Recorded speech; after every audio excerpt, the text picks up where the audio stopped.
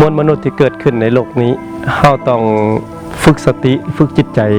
ยอมรับการเปลี่ยนแปลงทุกเวลาคือมนุษย์ของเฮาบ่ว่าเวียกงานก็ดีบ่ว่าชีวิตก็ดี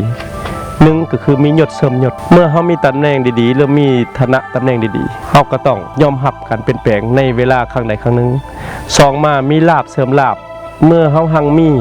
หรือเฮามีเงินมีคำก็สักวันหนึ่งนั่นก็ต้องได้หมดไปในสิ่งเหล่านั้นเฮาต้องยอมรับในสิ่งที่การเปลี่ยนแปลงสามมาบางครั้งเฮาก็ได้รับความยองย่อชมเชยบางครั้งเฮาก็ได้รับความติชม